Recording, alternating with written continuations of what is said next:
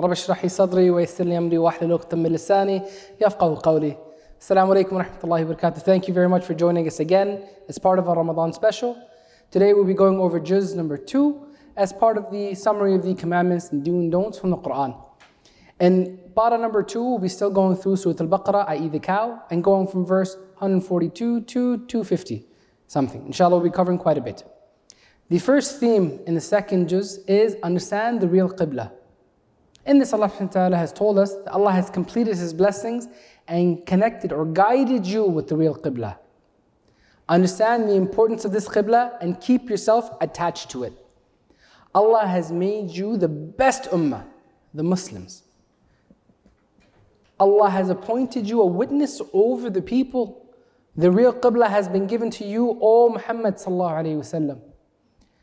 Now do not be in any hesitation or doubt and run towards good deeds. Alhamdulillah. So that's the first theme of the real qibla. Inshallah, may we all be guided towards it, inshallah. Ameen. The second theme talks about seeking help from Allah subhanahu wa ta'ala only. In this, Allah subhanahu wa ta'ala tells us, remember Allah, Allah will remember you. Give thanks to Allah and seek help from Allah through patience and with prayer and salah. He will test you with all kinds of trials. Be patient. Always remember that you are the servant of Allah, and to Allah you will return. Ponder about the signs of Allah. And you should love Allah much more than the people who love their gods. Love Allah more than anything else. Allah has provided you plentiful, lawful and pure sustenance on this earth. So eat and drink well. And do not follow the footsteps of the devil, of shaitan. Shaitan shows you the way of evil and indecency. So keep away from the path of shaitan. And if the way of the forefathers is also contrary to the way of the Qur'an, then leave it also.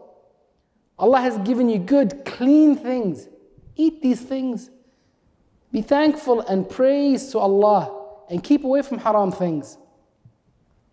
Alhamdulillah, now we move into the next theme, where Allah subhanahu wa ta'ala tells us about which things are haram or forbidden to us. And in this, Allah subhanahu wa ta'ala tells us, remember the dead animals, meat, blood, swine, and the meat sacrifices in the names of other than Allah are haram.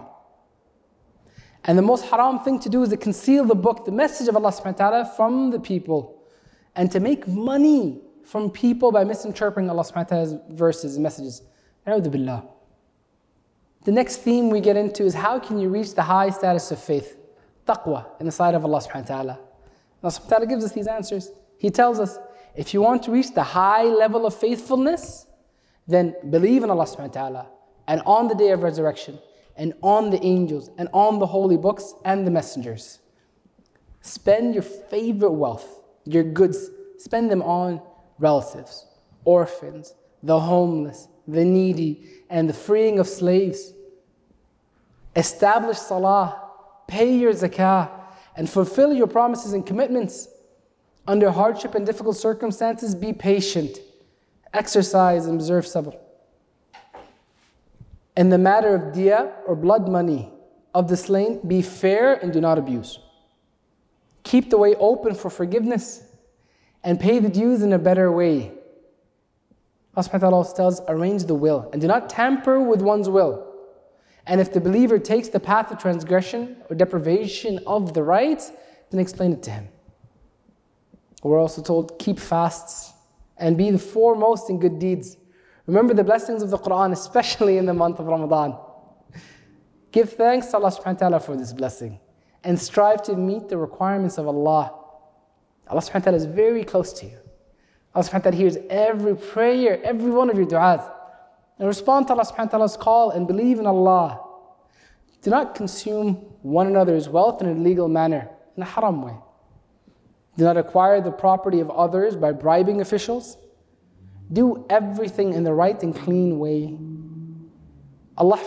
Fearing Allah is the best way. Do not leave it.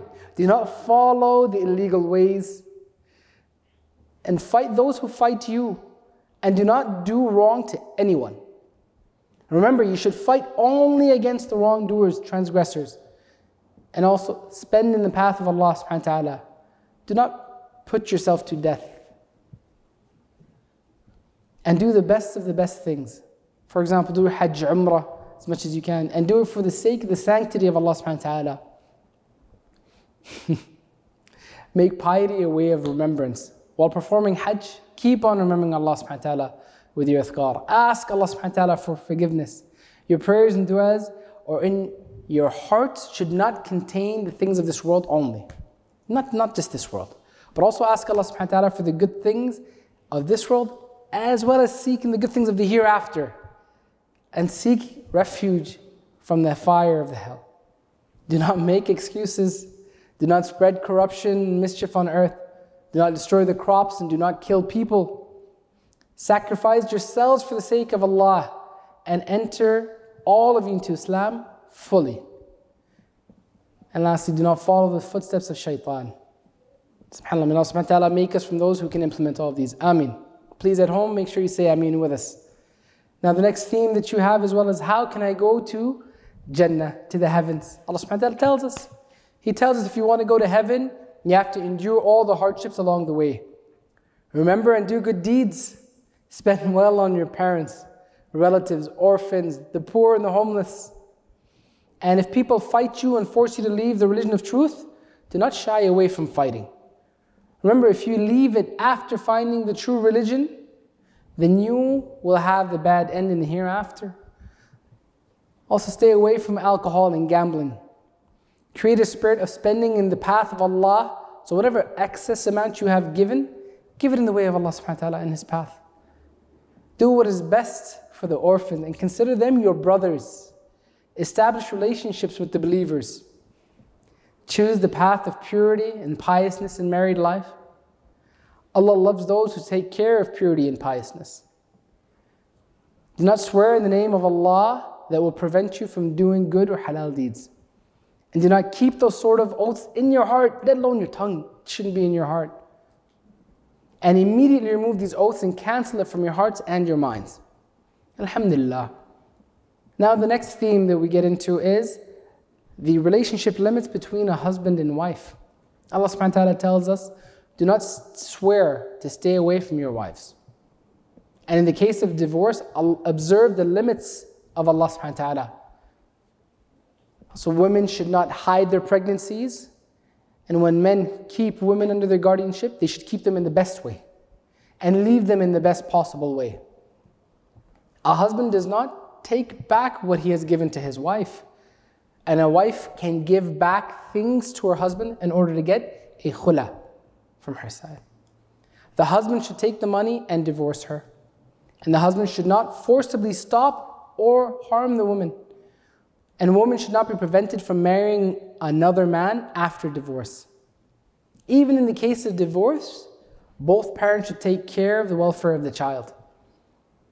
And you're told, do not behave in such a way that the child is harmed. In case if the husband divorces or if the husband dies. In both cases, the etiquette and the rules of iddah should be observed. And lastly, the husband should give to his wife the maximum amount of money and properties at the time of departure that he can. And on this occasion, both parties should show kindness and some generosity. Alhamdulillah, so there are the limits where Allah subhanahu wa ta'ala tells us about the limits of the relationship between husband and wife. And now the next theme is talking about the obedience to Allah. In this, Allah subhanahu wa ta'ala tells us, protect the salah and stand before Allah in obedience. Even if the situation is difficult and dangerous, still perform the prayers in one way or another.